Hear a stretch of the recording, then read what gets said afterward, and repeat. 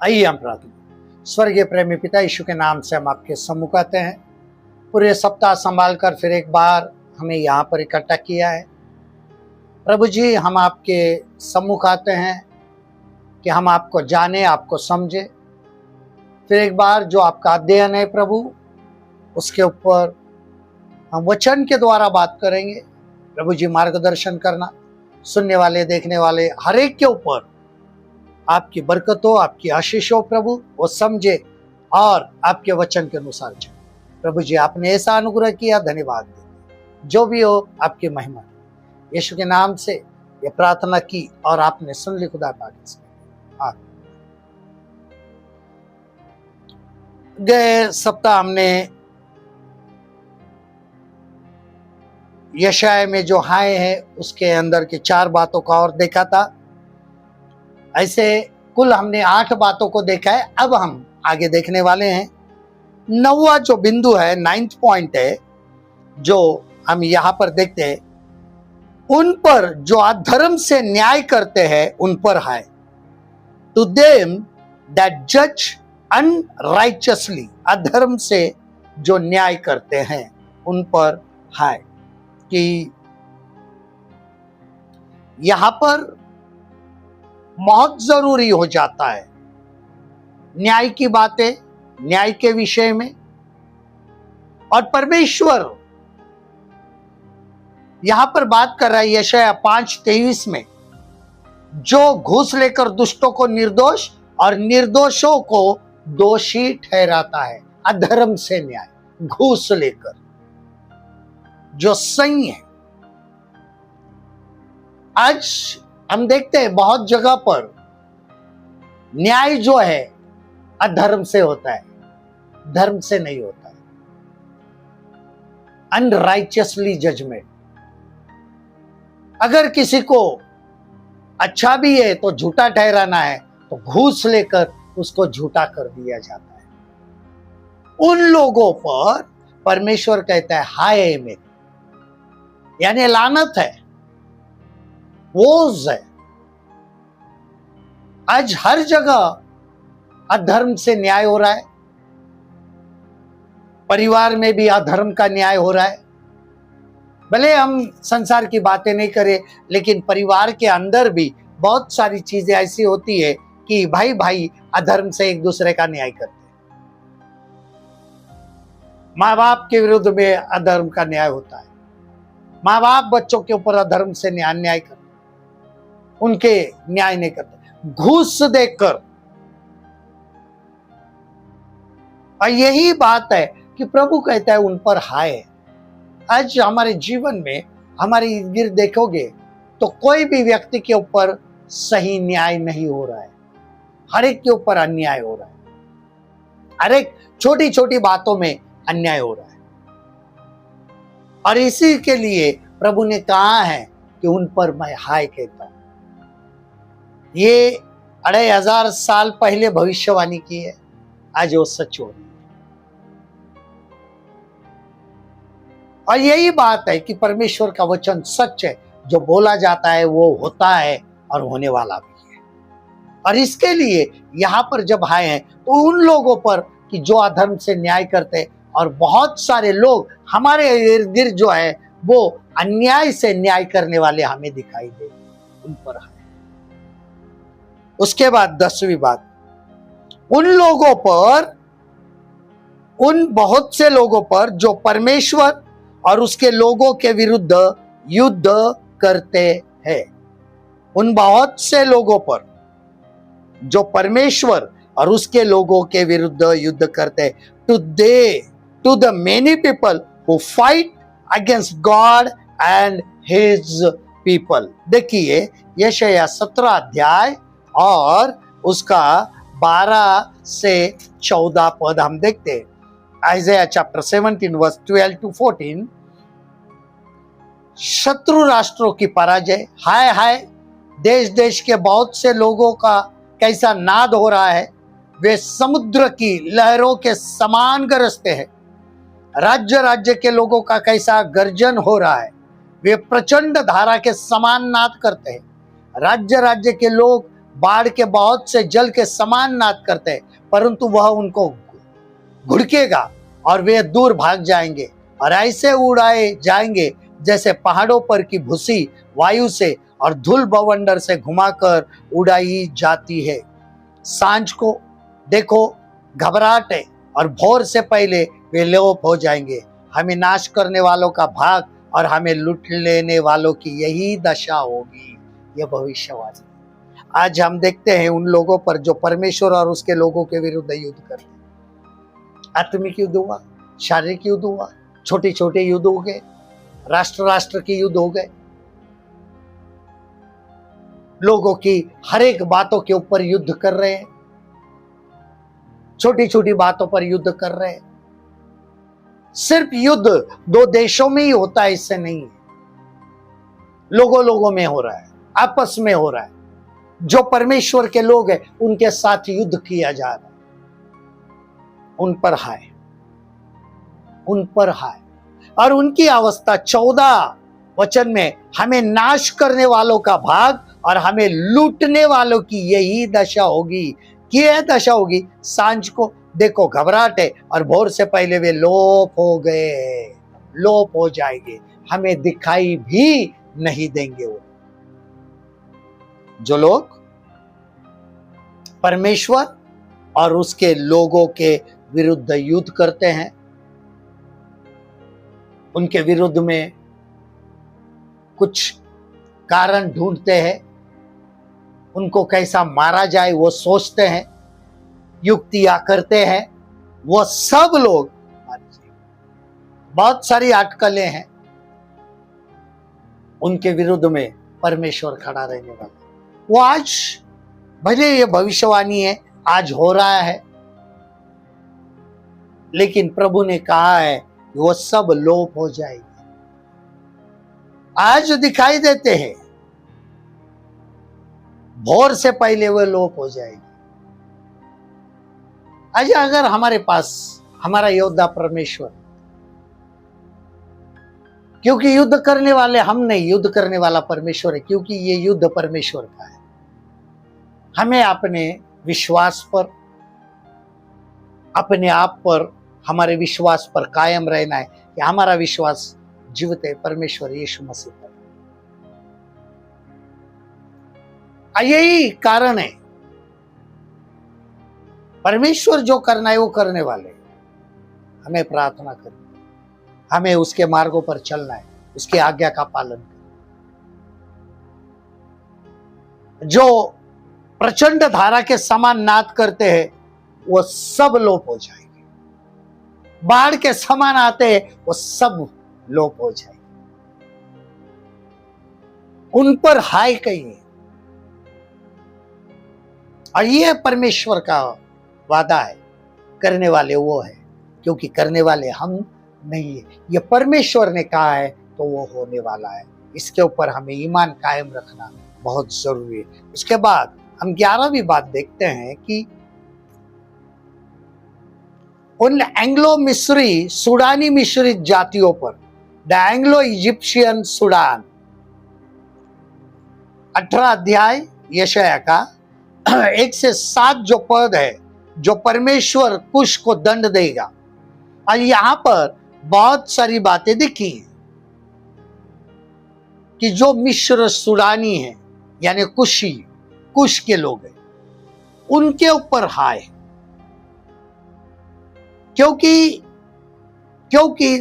5वां वचन कहता है, क्योंकि दाख तोड़ने के समय से पहले जब फूल फूल चुके और दाख के गुच्छे पकने लगे, तब वह टहनियों को हंसुओं से काट डालेगा और फैली हुई डालियों को तोड़ तोड़ कर अलग फेंक देगा। यह दंड है, यह दंड देने, यह हाय है उन एंग्लो मिस्री सुडानी मिश्र, जो मिश्र बीज वाले मिस्री लोगों के मिस्र है, वो लोग। क्योंकि 3रा वचन कहता है, हे जगत के सब रहने वालों और पृथ्वी के सब निवासियों, जब झंडा पहाड़ों पर खड़ा किया जाए तो उसे देखो, जब नरसिंगा फूका जाए तब सुनो, क्योंकि चौथा वचन कहता है, क्योंकि यहोवा ने मुझसे यो कहा है, धूप की तेज गर्मी या कटनी के समय के ओस वाले बादल के समान मैं शांत होकर निहारूंगा। वो निहारेंगे और फिर अपना हंसुआ चलाएंगे, इनको काट कर, इनकी डालियों को काट कर फेंक देंगे।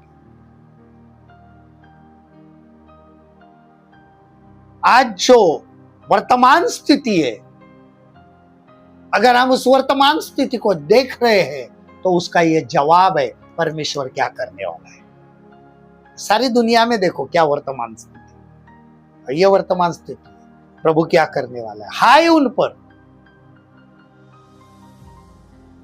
आज हम सिर्फ देख रहे हैं लेकिन जांच नहीं रहे हैं पवित्र शास्त्र में क्या कहा गया है। अगर हम जांचेंगे तो उसका जवाब मिलता है कि हाय उन लोगों, इन लोगों पर हाय। पूरा अगर हम पढ़ते हैं परमेश्वर कुश को दंड देगा तो हमें यहाँ पर सब कुछ पता चलेगा। तब 7वां वचन कहता है, उस समय जिस जाति के लोग बलिष्ठ और सुंदर है और जिनसे दूर और पास के सारे लोग डरते हैं और जो सामर्थी और रोने वाले हैं और जिनका देश नदियों से विभाजित किया हुआ है, उस जाति से सेनाओं के यहोवा के नाम के स्थान सिय्योन पर्वत पर सेनाओं के यहोवा के पास भेंट पहुंचाई जाएगी। किसके पास? सेनाओं के यहोवा के पास। यह महान होगा परमेश्वर। आज ये जो चीज है, जो वातावरण है सारी दुनिया में, उसको समझना बहुत जरूरी है कि हम उसको जाने और जो हो रहा है उसको हम जांच कर फैसला करें। जो हो रहा है उसके अनुसार हमें क्या करना है, हम इस हाय में ना पड़े, यही परमेश्वर चाहता है कि हम पर प्रभु की हाय ना आए। उसके बाद 12 पॉइंट, घमंड के मुकुट पर और एफ्राइमी मतवालों पर, उन पर हाय, the crown of pride and the drunkards of Ephraim. 28 अध्याय का पहला पद, यशाया 28 का 1। घमंड के मुकुट पर हाय जो एफ्राइम के मतवालों का है और उनकी भड़कीली सुंदरता पर जो मुरझाने वाला फूल है, जो अति उपजाऊ तराई के सिरे पर दाख मधु से मतवालों की है। उत्तरी राज्य को चेतावनी दी थी इजराइल के उधर। और घमंड का मुकुट कौन है? एफ्राइम है, जो राज्य है,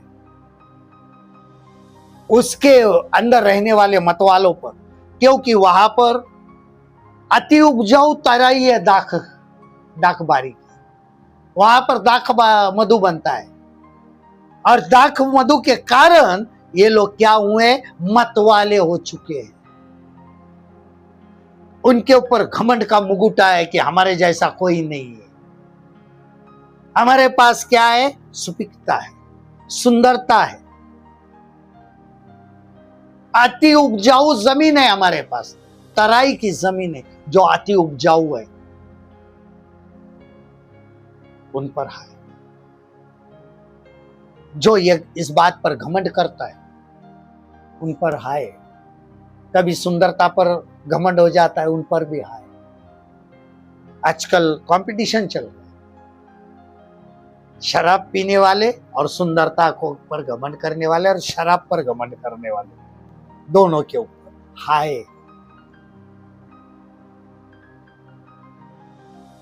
आज कंपटीशन जब चलता है, कौन शराब ज्यादा पिएगा, उन पर हाय। कौन खूबसूरत ज्यादा दिखता है, उन पर हाय। क्योंकि ये दोनों चीजें से मतवाले हो चुके हैं, सुंदरता से भी और पियक्कड़ से।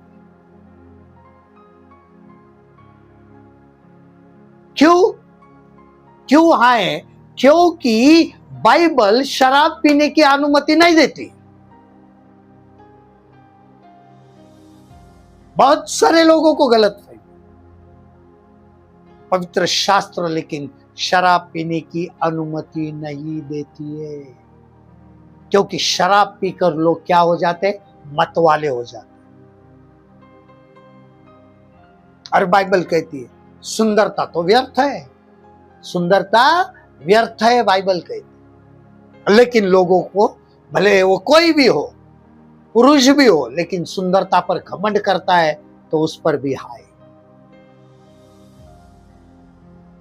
किस बात पर हम घमंड करते हैं? जो सुंदर होता है वो मतवाला होता है। सुंदरता के वजह से भी मतवालापन आ जाता है, एक नशा होती है उनको। सिर्फ शराब पीने से नशा नहीं होती है। जो लोग अपने, जो सुंदरता, खूबसूरती होती है, उसके वजह से भी उसकी एक नशा होती है। लोग अपने आप को बहुत खूबसूरत, फिर वो नशा होती है और उसका मतलब होता है मतवाला होता है। और उसी मतवालेपन से लोग अपने अपने वस्त्र उतार रहे, क्योंकि वो सुंदरता की वजह से मतवाले हो चुके हैं। मतवालापन ऐसा ही नहीं कहा है, उसके अंदर सब कुछ है, अंग प्रदर्शन हो रहा है।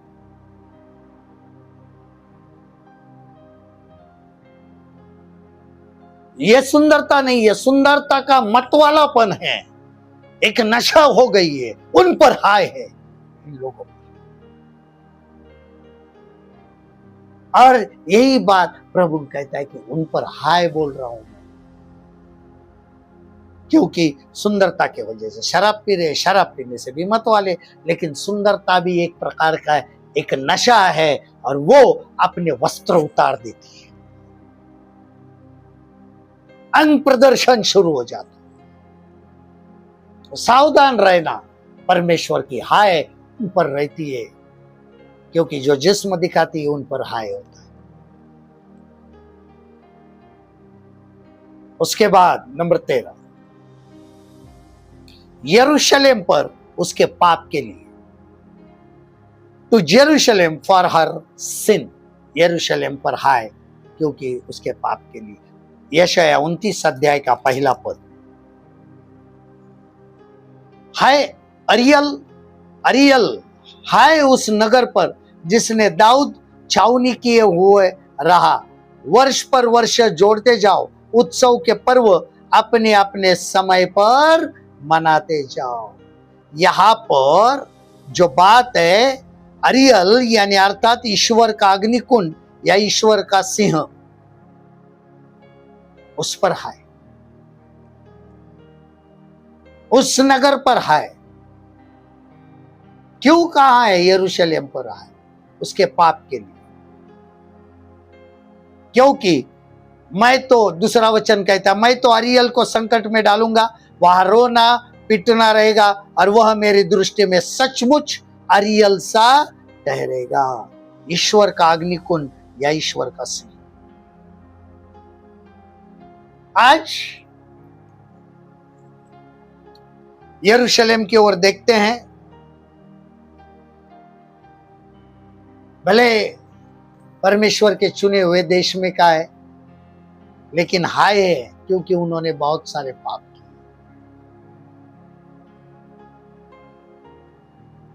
आज उसको भी पाप का सामना करना पड़ेगा, उसकी सजा भुगतनी पड़ेगी, क्योंकि वो दुष्टता से बाहर निकल ही नहीं रहे। वहां पर भी वो गलत काम कर रहे। आज बुरा लगता है कि जब उस स्थान को परमेश्वर का स्थान कहते हैं, पवित्र भूमि कहा जाता है, फिर भी वहां पे पाप है।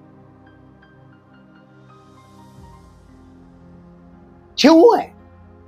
क्योंकि वहां पर भी लोग सांसारिक बन चुके हैं, वहां पर भी सांसारिक, ना तो व्यवस्था को मानते हैं, व्यवस्था के विरोध में गए, प्रभु की आज्ञा के विरोध में चले। और यही कारण है कि प्रभु उन पर हाय बोलो। उस समय भी हाय कहा था, इस समय भी हाय, यरूशलेम नगर पर हाय। आज हमारे जीवन में ये हाय नहीं आनी चाहिए, लोगों को सावधान होना चाहिए। प्रभु का ये जो क्रोध है बहुत ही नजदीक आ रहा है, याद रखना। उस समय भी हुआ था, अब भी होने वाला है। आज हमारे जीवन के अंदर अगर हम थोड़े थोड़े पापों को वहां पर देखते हैं, वहां पर देखिए 6 वचन से अगर हम देखते हैं, सेनाओं का यहोवा अचानक बादल गरजता, भूमि को कांपता और महाध्वनि करता, बवंडर और आंधी चलाता और नष्ट करने वाली अग्नि भड़काता हुआ उसके पास आएगा। और जातियों की सारी भीड़ जो अरियल से युद्ध करेगी और जितने लोग उसके और उसके गढ़ के विरुद्ध लड़ेंगे और उसको संकट में डालेंगे, वे सब रात के देखे हुए स्वप्न के समान ठहरेंगे। और जैसा कोई भूखा स्वप्न में देखता है वह खा रहा है, परंतु जागकर देखता है कि उसका पेट भूखा ही है, या कोई प्यासा स्वप्न में देखे कि वह पी रहा है, परंतु जागकर देखता है कि उसका गला सूख जाता है और वह प्यासा मर रहा है, वैसे ही उन सब जातियों के भीड़ की दशा होगी जो सियोन के पर्वत से युद्ध करेगी। ये जो लोग हैं उनका पाप कि परमेश्वर के लोग परमेश्वर से युद्ध करने के लिए तैयार हैं। मेन पाप वही है, प्रभु के ही साथ युद्ध करने के लिए तैयार है और उनके विरुद्ध प्रभु उस नगर के विरुद्ध हाय कह रहा है, क्योंकि नहीं मान रहे बातें, व्यवस्था नहीं मान रहे, परमेश्वर का जो वचन है उसके अनुसार नहीं चल, जो परमेश्वर ने कहा है वो आज एक भी आज्ञा को नहीं मानते हैं। भले दिखावे के लिए हम यहोवा के हैं, लेकिन है ही नहीं। उसी प्रकार भले हम मसीह कहलाते हैं, लेकिन है ही नहीं, क्योंकि आज्ञा को नहीं मानते। उन्होंने भी किया है तो हमने भी पाप किया है, हम भी वही काम कर। वहां पर सांसारिक यरूशलेम के ऊपर हाय, तो हमारे जीवन में आत्मिक यरूशलेम पर हाय कि हम उस यरूशलेम में जाने के लायक नहीं बनेंगे जो आत्मिक यरूशलेम, जो यरूशलेम नगरी स्वर्ग से उतरने वाली है, जो पवित्र है, इस भूमि की नहीं है। लेकिन उसके लिए क्या हम तैयार है? क्या हम पर हाय है? क्योंकि हम भी आज्ञा का पालन नहीं कर रहे, हम भी आज्ञा नहीं मान रहे, तो हमें सामना करना पड़ेगा। हम भी परमेश्वर से सामना करने की कोशिश करते हैं और इसके लिए वो सब युद्ध का वो घेर लेगा कहता है।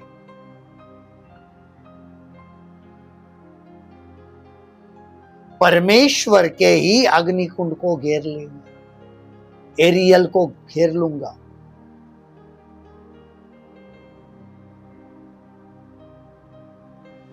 आज यरूशलेम नगर पर हाय तो बच के रहना है, हमें बच के रहना ही पड़ेगा। और ये आखिरी प्रभु की चेतावनी समझनी है कि हमें अपने आप को बदलना है। आइए प्रभु धन्यवाद देते, आपकी महिमा करते, आपके नाम को ऊंचा उठाते। फिर एक बार हम अपने आप को आपके हवाले करते, चलाने वाले आप है प्रभु। हम आपके हाय के अधीनता में ना आए, उस चपेट में ना आए, यही हमारी दुआ है। और प्रभु जी, हम अपने आप को आपके हाथ में समर्पित करते हैं, हमें चलाइए हर एक उस व्यक्ति को अपने अधीनता में लीजिए, जो आपके अनुसार चलना चाहता है। इसी वक्त उनके ऊपर आपका अभिषेक। प्रभु जी, आपने ऐसा अनुग्रह किया, धन्यवाद देते। जो भी हो प्रभु, हम आपके साथ, यीशु के नाम से ये प्रार्थना की और आपने सुन ली खुदा पाक इसके लिए। आमीन।